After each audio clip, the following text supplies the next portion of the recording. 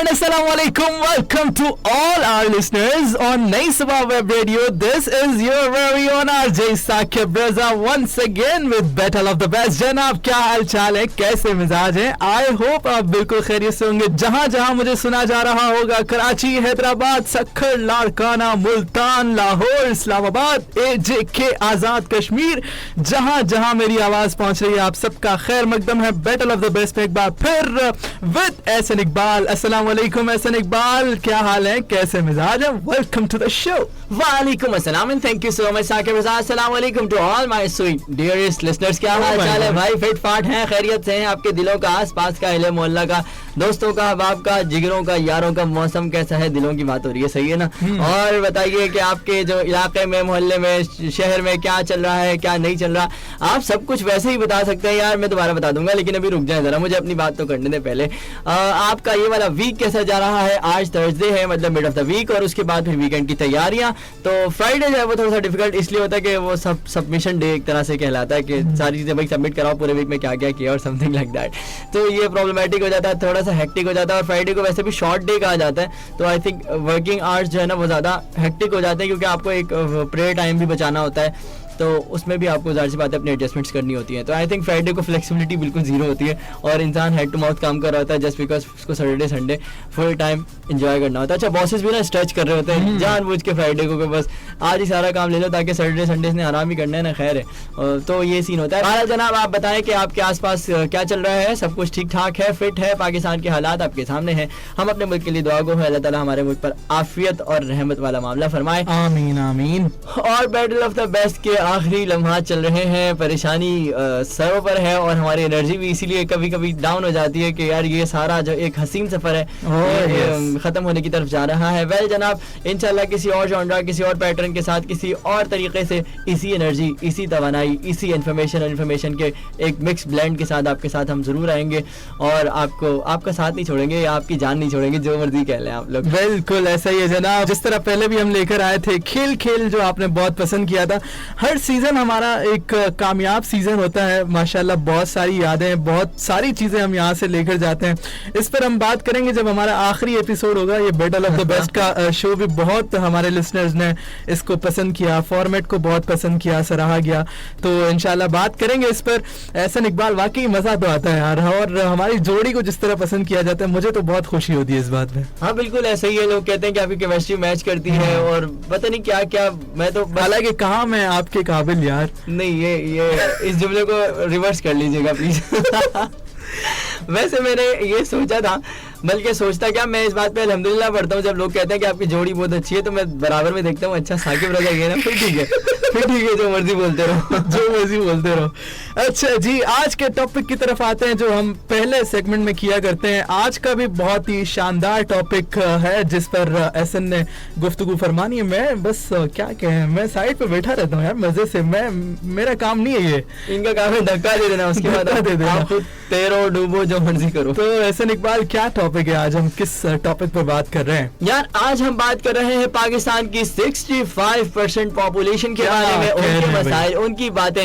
यानी हम बात कर रहे हैं 15 to 25 इयर्स की जितनी एज होती है, जिसको टीन एज भी कहा जाता है। हालांकि इसको टीन एज कहा जाना नहीं चाहिए, मैं इस बात से इत्तेफाक नहीं करता। आई गेस हमें बड़ा होना चाहिए, क्योंकि जिंदगी का जो स्पैम है बहुत छोटा हो गया यार। एक 2 साल के बच्चे को अच्छा खासा मोबाइल चलाना आता है। उस दिन मैं देख रहा था यूट्यूब पे कि वो वही 5-6 साल का बच्चा है, वो फ्रीलांसिंग में आ गया। मतलब व्हाट इज दिस यार, ये क्या चल रहा है? एआई का दौर आ गया, तो जाहिर सी बात है उसको सिर्फ प्रॉम्प्ट देना और बाकी काम उसका सारा। वाकई इनकलाब तो आ रहा है, लेकिन 15 से जो 25 साल की जो एज है ना, ये जो एरा है, इसमें जोश, जज्बा, वलवला अभी भी अपने ही उरूज पर होता है। चाहे वो बचपन में, अब हम देख रहे हैं कि बच्चे बहुत तेज हो गए, शरारती हो गए, लेकिन फिर भी ये जो एरा है ना 15 से 25, ये बहुत ही वाकई इस पर डिस्कशन होनी चाहिए। ये इंसान की जिंदगी का गोल्डन पीरियड होता है, जस्ट बिकॉज यहाँ पे हम यूनिवर्सिटी या कॉलेज की लाइफ में होते हैं और इस लाइफ की जो बात है वो बात ही अलग है।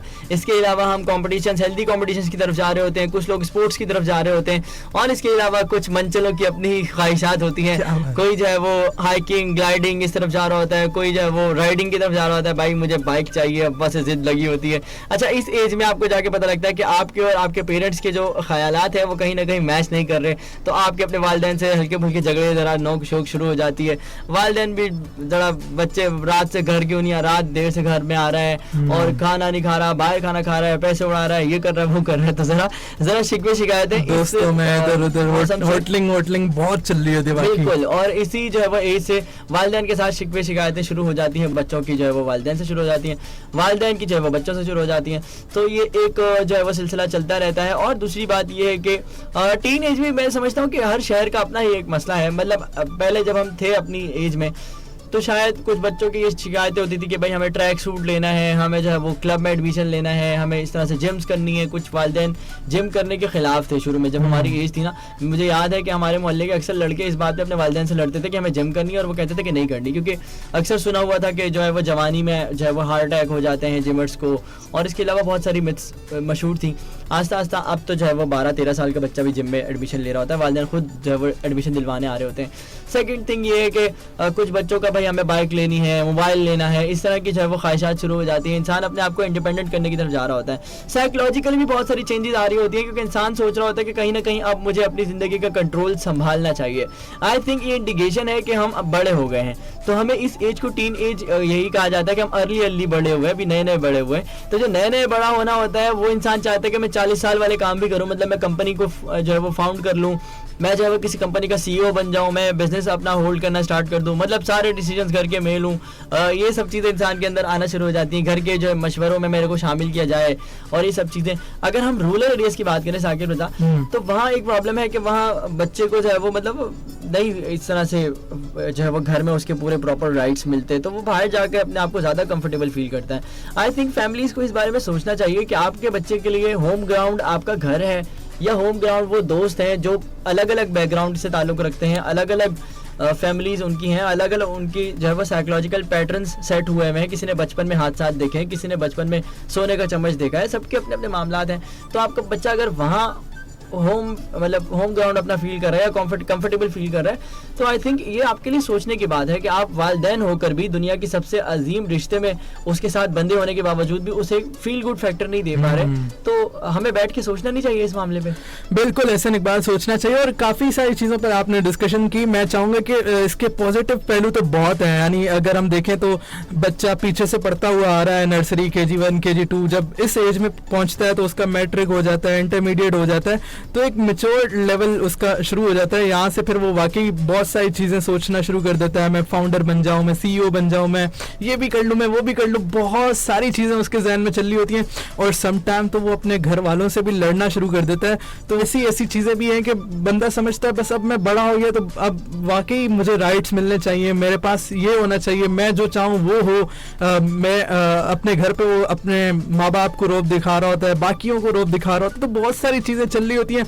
और बाकी भी चीज़ें काफ़ी नेगेटिव जो हम सड़कों पर देख रहे होते हैं। बाइक पर जा रहे हैं तो जिस तरह आपने भी कहा कि बाइक पर मस्तियाँ करते हुए जा रहे हैं, रेसलिंग लगा रहे हैं, क्या क्या नहीं कर रहे होते।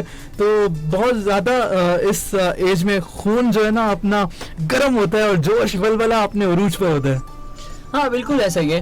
बात हो रही थी जनरेशन गैप के बारे में, तो मैंने देखा है कि बच्चे अक्सर जो है वो आके अपना मुतालबा रखते हैं या कोई भी बात रखते हैं, या करियर की बात समटाइम्स होती है कि मुझे जो है वो डॉक्टर नहीं बनना, मुझे जो है वो अपनी फील्ड लेनी है, मुझे फाइन आर्ट्स में जाना है, या मुझे स्पोर्ट्स में जाना है, मुझे हेल्थ एंड फिजिकल एजुकेशन में जाना है। आजकल बच्चे कहते हैं मुझे स्पेशल एजुकेशन में जाना है। तो वालिदैन लाइक दैट, मतलब ये क्या है? हमने बचपन से सोचा, जब ये पैदा हुआ था तब हमने सोचा था मेरा बच्चा डॉक्टर बनेगा, और ये आगे हमें ये डॉक्टर बनेगा, इंजीनियर बनेगा, बस वो कुछ डिग्रियां हैं जो बस पकड़ ली हैं हमारे वालिदैन ने। हाँ, तो मतलब बच्चा पहली दिन से जो है वो आपके साथ शाउटिंग वे में बात नहीं करता, वो बड़ी तमीज से अपनी बात रख देता है।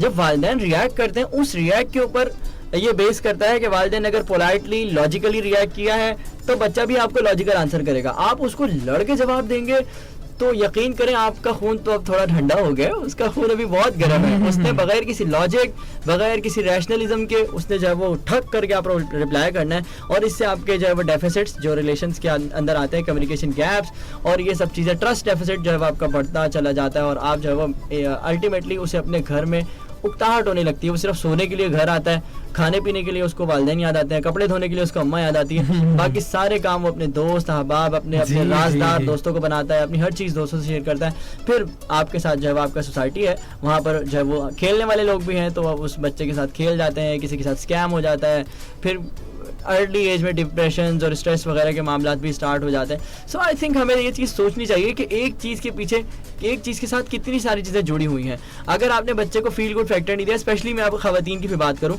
कि हमारे यहाँ आप जैसे ख़वातीन में विमेन एम्पावरमेंट का कॉन्सेप्ट बहुत ज़्यादा हो गया है, तो हमारे यहाँ ख़वातीन जो है वो जैसे मतलब शुरू में तो आप अब्बा जो है वो अपनी बेटी को सबसे ज़्यादा लिफ्ट करा रहे होते हैं, उसको बाहर लेके जाते हैं, उसी को किसी मेले शेले में, फैमिली गैदरिंग्स में, महफिलों में, सब जगह पे उसी को हाईलाइट कर रहे हैं, बच्चे को इग्नोर किया हुआ है। लेकिन जब वो बड़ी हो गई है तो उसने देखा कि उसको अटेंशन मिलना एकदम खत्म हो गई है, और जो मेरा भाई है उसको अटेंशन मिलना ज़्यादा हो गई है।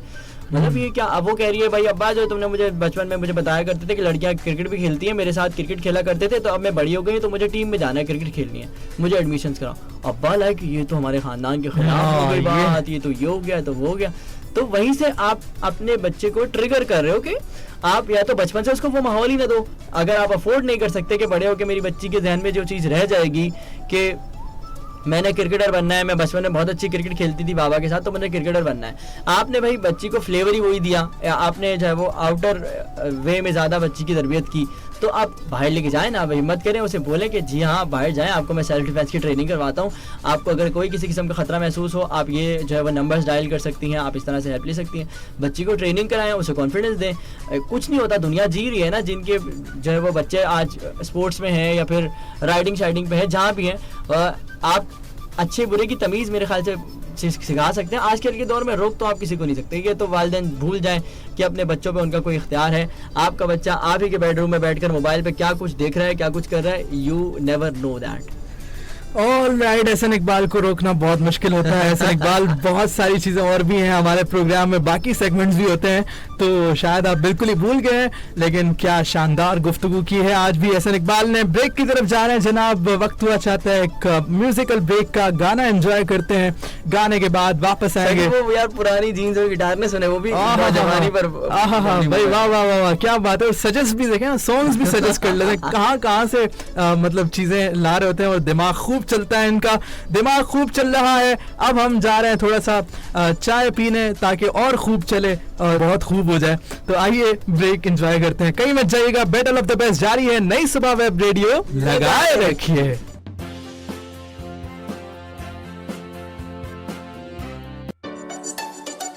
वेलकम बैक जनाब, क्या हाल चाल है आप लोगों के, वो आपने बता देने हैं, बिल्कुल आपने तरीका बता दिया, बस इससे ज्यादा कुछ नहीं। हमें और भी बहुत कुछ करना होता है भाई, यहाँ आकर आपको कंटेंट डिलीवर करना है, शो के पैटर्न को भी साथ लेके चलना है, फॉर्मेट को भी साथ लेके चलना है। जैसे कि साकिर रज़ा ने कहा था कि ऐसा बहुत सारी बातें कर लेते हैं, इनको रोकना बहुत मुश्किल हो जाता है। तो भाई जनाब हम टॉपिक के ऊपर आ जाते हैं। आज फिर लड़ना है, डिश करनी है, आज फिर मतलब बातों से लड़ना है, लफ्जों से लड़ना है। साकिब को मुझे ज़ेर करना है और मुझे साकिब को ज़ेर करना है। वेल जनाब क्या होता है देखते हैं। साकिब रज़ा, टॉपिक वॉपिक है आज, कौन किसको जेर करेगा और कौन होगा ढेर, ये देखना है जनाब। आज का टॉपिक हम आपको बता ही देते हैं। आज किस टॉपिक पर डिस्कशन होने जा रही है, बैटल होने जा रही है, जंग होने जा रही है, डिबेट होने जा रही है, मैं आपको फसाद होने जा रहा है फसाद, लड़ाई झगड़ा सब लगाते हैं आप। तो आज हमारा जो टॉपिक है जिस पर डिस्कशन रहेगी जनाब, ट्रेडिशनल जॉब वर्सेस फ्रीलांसिंग। आजकल के दौर में एक और इम्पोर्टेंट चीज जो हमारी जिंदगियों का हिस्सा बन गई है वो है फ्रीलांसिंग। तो फ्रीलांसिंग के साथ हमने कंपैरिजन करना है ट्रेडिशनल जॉब्स का। तो ऐसा इकबाल क्या ले रहे हैं आप? वेल जनाब, बहुत ही इंपॉर्टेंट टॉपिक पिक किया है। आई थिंक यहाँ पर डिबेट बनती भी है, क्योंकि बहुत सारे लोगों के जहन में बहुत सारे कॉन्सेप्ट्स हैं। कुछ लोग फ्रीलांसिंग की तरफ नहीं जाना चाहते, कुछ लोग ट्रेडिशनल जॉब्स की तरफ नहीं जाना चाहते।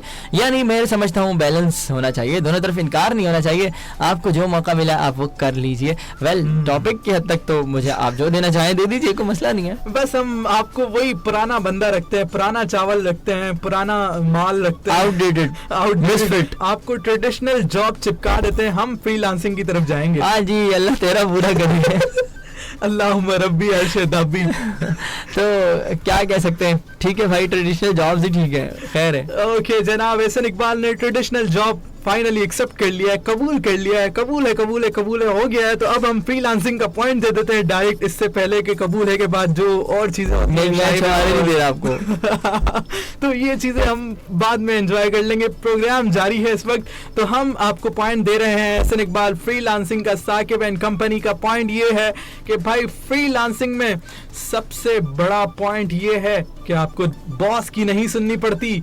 आपको देखा फिर काम चोरी वाला पॉइंट आ गया साकिब रजा का। साकिब रजा और काम चोरी एक साथ चलती रही पूरे सीजन में, और काम चोरी नहीं है, ये स्मार्ट वर्क है। वाह वाह वाह वाह वाह। हाँ, तो भाई बॉस की नहीं सुननी पड़ती, आपको कहीं जाना नहीं पड़ता। ये पॉइंट तो होता ही है हर बार, आज भी रहेगा। आपको पेट्रोल लगा के, आपको पैसा लगा के कहीं भी नहीं जाना। आपको घर बैठे अपने बीवी बच्चों के साथ, फैमिली के साथ आप सुकून से काम भी कीजिए, अपने घर में टाइम भी दीजिए और सारी चीजों को साथ साथ लेकर चलें और डॉलर्स भी कमाइए। इसका सबसे बड़ा फायदा ये होता है कि आप पाकिस्तान में बैठे हैं, यहाँ अगर आप लोकल जॉब करते हैं तो आपको पीकेआर में सैलरी मिलती है, लेकिन अगर आप फ्रीलांसिंग करते हैं तो आप पूरी दुनिया से क्लाइंट्स को इंगेज कर सकते हैं, पूरी दुनिया से आपको कस्टमर्स मिलते हैं, पूरी दुनिया से एक्सपीरियंस भी हासिल कर रहे होते हैं, बहुत सारी लर्निंग्स भी हो रही होती हैं, बहुत कुछ सीख भी रहे होते हैं और अर्निंग भी हो रही होती है, डॉलर्स भी आ रहे होते हैं। तो ऐसे इकबाल, इससे बढ़कर और क्या यार, डॉलर्स यार ये होती है YouTube पे जो वीडियोस देख के बातें करते हैं मोटिवेशनल स्पीकर्स वाली, मतलब खुद घंटा नहीं कभी फ्रीलांसिंग की होगी लेकिन ऐसे मंजन बेचेंगे कि लोग अभी वेब रेडियो बंद करके freelance.com या upwork.com या fiverr.com खोल के बैठ जाए। मतलब तुमने हमारा शो बंद कराना है या क्या? सीधा सीधा बता दो। ऐसा भाई लिस्टर्स कुछ भी नहीं है, यकीन कीजिए, मैं आपको एक्सपीरियंस से बता सकता हूँ। लोग 2-2 साल हो जाते हैं ढूंढते रहते हैं, यार अल्लाह करे क्लाइंट मिल जाए, अल्लाह करे क्लाइंट मिल जाए। क्लाइंट मिल के नहीं देता, बस अकाउंट बना के बैठ जाते हैं। इसी तरह के साकिब रजा जैसे कुछ लोगों की बातें सुन के क्लाइंट्स बना के, क्लाइंट्स के लिए अपने गिग्स बना के और अपनी जो है वो प्रोफाइल सेटिंग करके बैठ जाते हैं। उसके लिए भी कितनी मिन्नतें करते हैं। अच्छा, उसके लिए बहुत सारे स्कैम्स आ गए भाई। लोगों ने अपना बनाया हुआ फाइवर प्रोफाइल मेकर एक्सपर्ट और फ्रीलांस आईडी मेकर एक्सपर्ट और इस तरह की एक्सपर्ट लगा के और जो है वो लोगों को चिपका रहे हैं। अभी मेरे एक बंदे से बात हुई, वो भाई वो कह रहे कि मैं आपसे जो है वो 2000 रुपये ले सकता हूँ, मतलब 500 to 2000 के दरमियान मेरी फेवर के ऊपर जो है वो आईडी बनाने के मैं पैसे लूँगा। मतलब मेरे पास उसके बाद 1 रुपया ना है। डॉलर में आएंगे ना यार, रुपया नहीं आएगा, डॉलर में। ये जनाब आप जैसे शॉर्टकट निकालने वालों के लिए ये चीज होती है ना। अच्छा खुद फ्रीलांसिंग के मंजर खुद बेच रहे हैं। स्मार्ट वर्क का हरगिज मतलब नहीं है कि आप बस हाथ पे हाथ रख के बैठ जाओ और बस वेट करो कि खुद ही होता जाए खुद। अब ये भी तो नहीं है ना सरकार। 2 साल का टाइम यार, अगर आप 20,000 रुपए की भी नौकरी कर रहे होते ना तो आपके पास यू नो व्हाट 5 लाख से ऊपर का पैसा आता 2 साल के अंदर। इसको कहते हैं कंपाउंड इफेक्ट। ये जो YouTube चैनल्स चल रहे हैं ये आप फ्रीलांसिंग में कंसीडर करते हैं? नहीं, मैं कंसीडर तो करता हूँ, लेकिन उसमें ये कि उसमें भी देख लें आप तो खुद यूट्यूबर साकिब रजा, आप जाके यूट्यूब पे सर्च कीजिए लोगों साकिब रजा, अगर आपको मिल जाए तो बताना। क्योंकि जब साकिब रजा 2 साल से यूट्यूब पे काम कर रहे हैं लेकिन साकिब रजा के नाम से कोई एक वीडियो आपको नहीं मिलेगी, इसका मतलब ये हुआ कि साकिब रजा को भी क्लाइंट यानी व्यूअर्स नहीं मिल रहे। नहीं, क्यों नहीं मिल रहे भाई? साकिब रजा अगर काम कर रहा है तो उसको जितना उसने काम किया उस एतबार से मिले हैं भाई, व्यूअर्स मिले हैं। कितने पैसे मिले साकिब बताओ? आज हो जाए। नहीं, रिवील तो नहीं कर सकते लेकिन मुझे पैसे जरूर मिले हैं भाई। ये कह सकता हूँ डॉलर कमाए मैंने।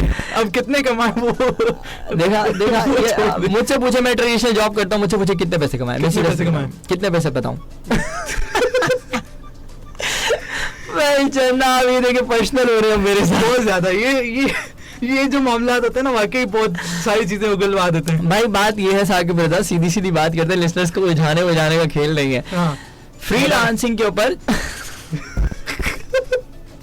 फ्रीलांसिंग के ऊपर जो है ना क्लाइंट हंटिंग सबसे बड़ा बैरियर है। और आज के दौर में जब आपके मुल्क में फायरवॉल के नाम की एक चीज लग गई है, आपकी पूरी इंडस्ट्री की ABCD हो गई है, तो उसके बाद आप लोगों को फ्रीलांसिंग का मशवरा देते हैं। वो तो यार पाकिस्तान में ट्रेडिशनल जॉब आप ट्राई करें। ट्रेडिशनल जॉब सेक्टर में कहाँ आपको जॉब मिल रही है? आप बेचारे लोग सीवीओ का इतना बंडल लेकर जाते हैं, फिर वो बाद में वो सीवीओ के ऊपर समोसे रख के लोग खा रहे होते हैं।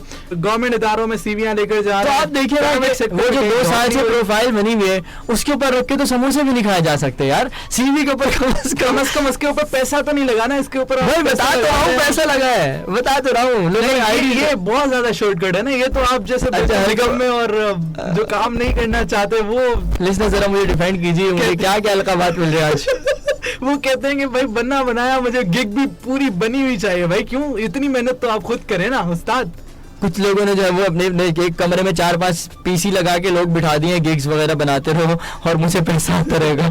ये मतलब पाकिस्तानी कौम को किधर लगा दिया यार। पाकिस्तानी कौम वाकई ये यार, कौन सी मेंटालिटी है, ये क्या है? अभी तक गोरे ने खुद इस तरह काम किया, बिल गेट्स से बढ़ के आप लोग। बिल गेट्स ने अभी तक जो वो काम नहीं छोड़ा, जेफ बेजोस ने काम नहीं छोड़ा, अपनी अमेज़न को डे बाय डे इंप्रूव करता चला जा रहा है। मतलब जो दुनिया के मतलब पाकिस्तानी तो यूं चुटकी बजा के खरीद लें वो लोग, वो पाकिस्तान में पाकिस्तानियों को देखे तो यार तुम लोग क्या हो, अजीब लोग हो तुम। यूट्यूब चैनल्स भी देखे ना, 1000 सब्सक्राइबर्स करके वो बेच देते हैं। 1000 सब्सक्राइबर्स वो जाली सब्सक्राइबर्स बना के लोगों को चैनल बना के दे देते हैं। भाई ये ले तो भाई खुद मेहनत करें, कंटेंट क्रिएशन में आए, आगे आए, देखें क्यों नहीं आएंगे सब्सक्राइबर्स, क्यों नहीं आपके क्लाइंट्स बढ़ेंगे, क्यों नहीं आपको व्यूअरशिप मिलेगी, क्यों नहीं आपके डॉलर्स बढ़ेंगे। ये one of the key factors. आपको सीरियस बात कर रहा हूँ, क्लाइंट्स मिलना बहुत मुश्किल है, क्योंकि किसी की जेब से पैसा निकलवाना, और खासकर यार मैं भी आपको बताऊं Amazon के ऊपर ई कॉमर्स की बात कर रहे थे, हर चीज आपसे मेहनत मांगती है, वो लोकल हो या वो ऑनलाइन हो। बस हो गया, नहीं जारी है, चले बोले प्रोग्राम जारी है। आप बोले नहीं अब आप बोले बड़े हैं सरकार। सर आप आज उम्र की तरफ मैं आपको बुलवाऊंगा ना सर प्लीज। नहीं आप, हाँ क्या बात हो रही थी कि मेहनत जरूरी है, मेहनत हर चीज मेहनत मांगती है उस्ताद जी। और बताएं, और मजीद कुछ कहना चाहेंगे आप? नहीं फिलहाल तक के लिए इतना ही। अब मैं बोलूं? Yes go ahead. नहीं अब मेहनत के हवाले से कुछ और पॉइंट आपका दूं? क्या आप सुनना चाहते हैं? यार अब साकिब रजा ने कुछ नहीं बोला। आगे अगर कुछ बोल दिया ना तो बस डायरेक्टर ने मुझे यहाँ से कह देना आप भी घर बैठे, घर बैठ के काम करें सुकून से, यहाँ क्यों आए। हाँ डॉलर्स आ रहे हैं आपके अकाउंट में। अभी तो मुझे लग रहा है डायरेक्टर्स का मुंह उतरा हुआ है कि ये क्या इसके पास अच्छा डायरेक्टर ऑफ द स्टूडियो की बात हो रही है, कोई ये ना समझे कि हम कोई अच्छा जनाब आगे चलते, इससे पहले पानी सर से ऊंचा होता है, हम लोग आगे चलते हैं। पहले कि हम इससे पहले कि हम बेवफा हो जाएं, क्यों ना ये दोस्त जुदा हो जाएं। देखा अब कुछ नहीं बना तो बस जुदाई की बातें शुरू हो गई। यार साकिब रजा मुझे लिस्टर से बात करने दो प्लीज, लेकिन फिर भी अगर आपने कुछ कहना तो प्लीज साकिब गो अहेड। अच्छा ठीक है, यानी अब मैं आ सकता हूँ। अगर आपको बोलने के लिए कुछ चाहिए तो बता दें। Amazon.com के ऊपर पाकिस्तान के 4000 अकाउंट्स को बैन किया गया जस्ट बिकॉज पाकिस्तानियों के ऊपर कोई ट्रस्ट करने के लिए तैयार नहीं है। हालांकि पाकिस्तान दुनिया की 4थे नंबर की आउटसोर्स सर्विसेज में पाकिस्तान का शुमार हो रहा था, सर्विस देने वाले हमारे जो पाकिस्तान की कंट्री उसमें शुमार हो रहा था, लेकिन अनफॉर्चुनेटली पाकिस्तानियों को लगा कि ये भाई यहाँ पे भी हम शॉर्टकट, यहाँ पे भी अपनी जुगाड़ लगा देते हैं, यहाँ पे भी हम अपना जो है ना वो एक बाजार खोल लेते हैं, तो वहाँ भी उन्होंने बाजार खोल लिया और उसके बाद वही कारस्तानियाँ शुरू कर दी जो हम ट्रेडिशनल मार्केट्स में कर रहे होते हैं, सामने वाले को धोखा देना, चूना लगाना, फ्रॉड करना, 2 नंबरी करना, ये सब चीज़ें हमने शुरू कर दी। तो आई थिंक जब तक मेंटालिटी ठीक नहीं होगी, चाहे आपकी लेबर हो, जिस आपकी लेबर होती है 9 to 5 उसको काम दिया जाता है, वो भाई 3 घंटे में अपना काम निपटाती है, उसके बाद 4 घंटे एंजॉय करती है, किसी के सर में दर्द हो रहा है, किसी के पेट में दर्द हो रहा है, फिर मालिकान गुस्सा करते हैं तो लोग कहते हैं देखो मालिकान हमें इंसान ही नहीं समझते, लेबर डे मनाया जाता है, जोरों शोर से मालिकान को ब्लैकमेल किया जाता है, दोनों तरफ गलतियां होती हैं, लेकिन इसका मैं समझता हूँ पाकिस्तानियों की मेंटालिटी जो है ना वो कंफर्ट जोन से बाहर आने के लिए हम लोग तैयार ही नहीं है। साकिब रजा जैसे लोग हमें बार बार मोटिवेट करते रहते हैं, नहीं भाई नहीं नहीं भाई नहीं, और फिर मंजन क्या बेचते हैं, मेहनत करना जरूरी है। मतलब आप लोगों ने हमें सिखाया कि सुबह नहीं उठना, क्योंकि आपका क्लाइंट तो रात को जागता है यूएसए में, तो आप रात भर जागे और सुबह दिन भर सोएं। अब्बा आराम से काम पे जाएंगे, नाश्ता भी ले आएंगे, अम्मा जो है नाश्ता बना भी लेंगी, घर वाले उठ के स्कूल भी जाएंगे, स्कूल बच्चों को खुद ही लेके आना है, खुद ही लेके चले जाएंगे, मैंने आराम से बेड तोड़ना है तो 3 बजे तक, क्योंकि रात को जो मैं कमाता हूँ ना उसी से घर चलता है। हाँ एहसन इकबाल फिलहाल पानी पिलाया मुझे यार। मुझे बहुत गर्मी हो रही है कराची में, सर्दी तो आ नहीं रही, गर्मी इतनी हो गई है, सर्दियों को साकिब रजा के बहाने शुरू हो गए। हम एक गाने की तरफ चलते हैं सुनते हैं। बहाने नहीं है, वाकई मैं आपको बताता हूँ ना, ब्रेक के बाद आए तो सही भाई, हम गाना सुनकर आते हैं और उसके बाद फिर डिस्कशंस करते हैं, यूजफुल फ्रूटफुल डिस्कशन जारी है। नई सुबह web radio battle of the best, Ehsan Iqbal and Saqib Raza के साथ programme battle of the best जारी है।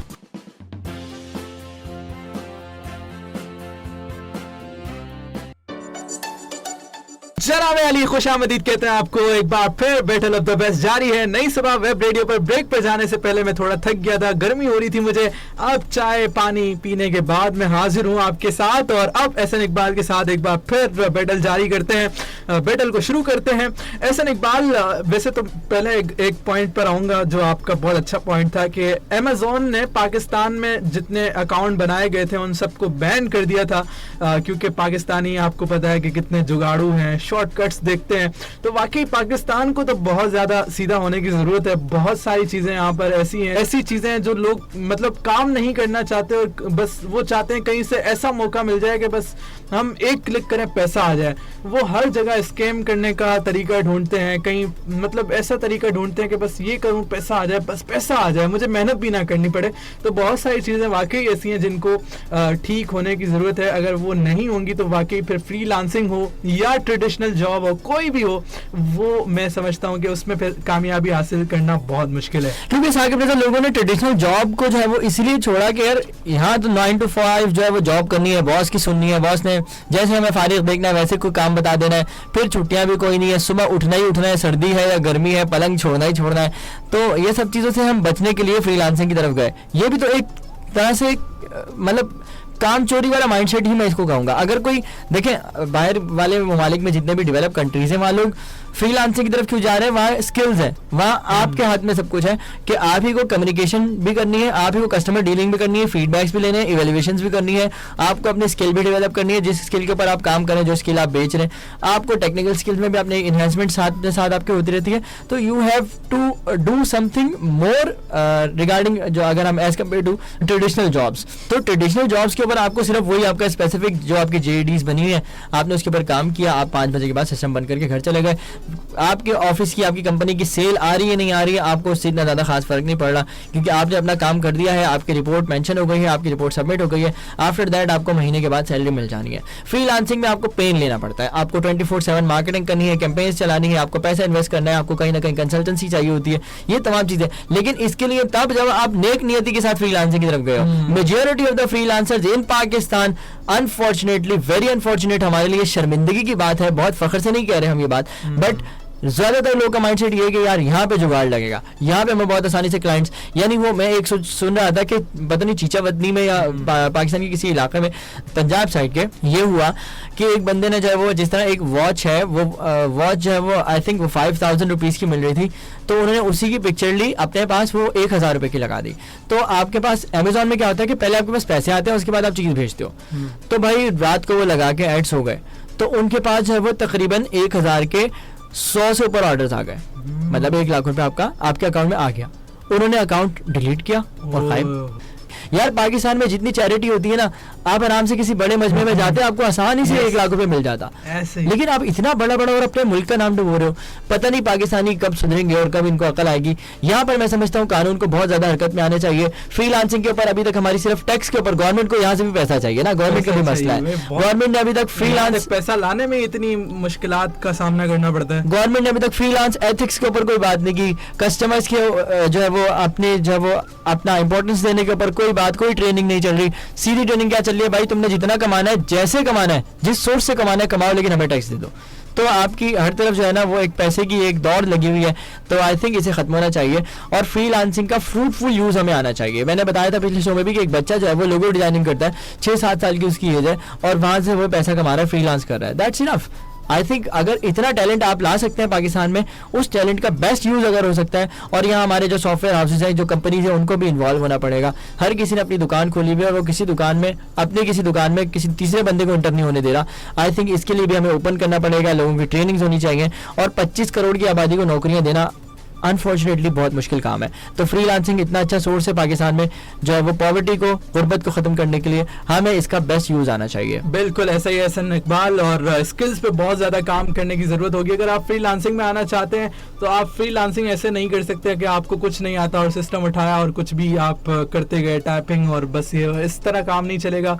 आपको प्रॉपर ग्राफिक डिजाइनिंग के कोर्सेज करने पड़ेंगे, वीडियो एडिटिंग के कोर्सेज करने पड़ेंगे, वेब डेवलपमेंट है और तरह तरह की चीजें जो आप सीख कर इस फील्ड में आ सकते हैं और फिर अपनी जौहर दिखा सकते हैं, अपना लोहा मनवा सकते हैं। तो बहुत सारी चीज़ें हैं। लिसनर्स, आपने बताना है कि आपको क्या ठीक लगता है, फ्रीलांसिंग या फिर ट्रेडिशनल जॉब। दोनों के अपने बेनिफिट्स हैं, दोनों के अपने नुकसानात भी हैं। अगर फ्रीलांसिंग में जिस तरह एहसन इकबाल ने भी कहा कि कुछ अगर काम किया जाए, सिस्टम को बेहतर किया जाए, तो वाकई फ्रीलांसिंग एक बहुत बड़ा सोर्स साबित होगा पाकिस्तान में पैसा लाने के लिए और पाकिस्तान की इकोनॉमी को अच्छा करने के लिए, बेहतर करने के लिए।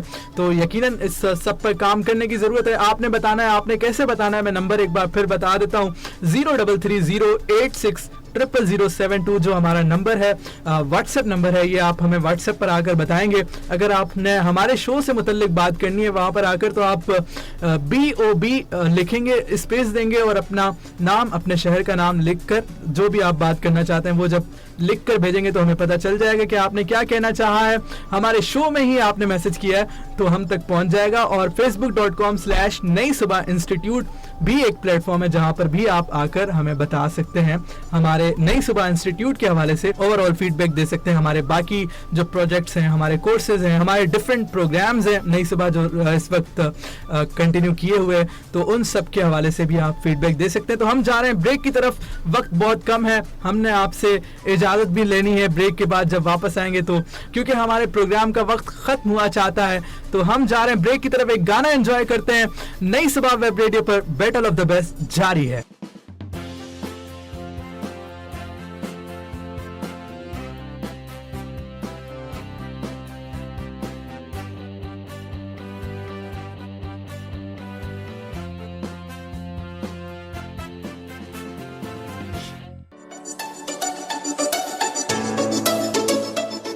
वेलकम बैक जनाब, क्या खूबसूरत गाना हमने समाप्त किया। ओ माय गॉड, वेल बहुत जबरदस्त डिबेट हमारी जारी थी, बहुत अच्छी कन्वर्सेशन आज की रही और बहुत यूजफुल पॉइंट्स हमारे आपके सामने। पहले लिंक की अगर हम बात करें, वहाँ भी हमने अप टू डेट टॉपिक्स के ऊपर बात की, ट्रेंडिंग टॉपिक्स के ऊपर बात की, और अभी जो हमने बात की जो हमारी बैटल रहती है एज यूजुअल, जिसको आप बहुत ज्यादा पसंद करते हैं। हमारा साकिब साहब पहले जो हमारा एक फॉर्मेट था उसमें हम कसौटी खेला करते थे सेंटर ऑफ द शो में, तो वो भी लोग बहुत पसंद करते थे। आपका जो हमारा एक ये शो है, इसमें जो हमारा सेंटर ऑफ द शो, हमारा जो सेंट्रल पॉइंट या central part of the show है, जिसको हम कह सकते हैं, वो जो बैटल है, तो वो भी लोगों ने बहुत ज़्यादा पसंद किया उस फॉर्मेट को।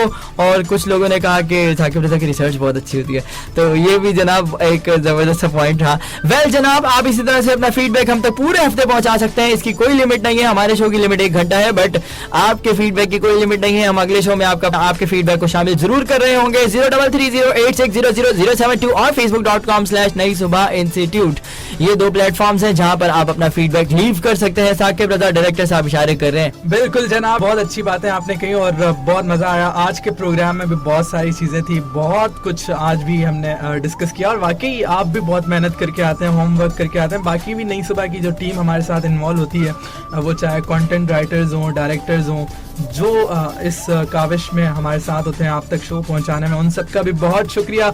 हमारे शोज बिल्कुल अपने इख्तिताम की तरफ जा रहे हैं। बैटल ऑफ द बेस्ट अपने इख्तिताम की तरफ जा रहा है, ये सीज़न अपने इख्तिताम की तरफ जा रहा है, जो बहुत अच्छा सीज़न रहा। अभी आपके साथ मुलाकात रहेगी, ऐसा नहीं है कि अभी आखिरी शो है, तो इंशाल्लाह मुलाकात रहेगी। फिर आपके साथ जब हम आखिरी शो कर रहे होंगे तब बाकायदा हम अलविदा भी करेंगे। लेकिन आज की हद तक मेरी साइड से अल्लाह हाफिज़, बशर्ते सेहत और सलामती और ज़िंदगी। आपसे मुलाकात होगी अगले शो में, तब तक के लिए मुझे इजाज़त दीजिएगा, यानी साकिब रज़ा को, Ehsan Iqbal, over to you. Thank you so much Saqib Raza साथ देने के लिए। बहुत अच्छा जो है वो आपके साथ हमारा एक लिंक है, बहुत अच्छा रिलेशन है, और ये रिलेशन किसी सूरत भी जो है वो पैसों पर, इन चीज़ों पर जो है वो मुहित नहीं है। वेल जनाब, आई थिंक बहुत अच्छी बातें हो गई और बहुत ज़बरदस्त हमारा टाइम स्पेंड हुआ। गाने बहुत अच्छे चले, कमर्शियल्स हमारी बहुत अच्छी हो गई हैं, और नई सुबह की पूरी टीम जैसा कि आपने बताया बहुत मेहनत करती है। हमारे दीगर प्रोजेक्ट्स भी हमारे इस रेडियो के थ्रू जो है वो एडवर्टाइज हो रहे होते हैं, तो आप तमाम लोग जो है वो उन एडवर्टाइजमेंट्स को भी इग्नोर ना किया कीजिए,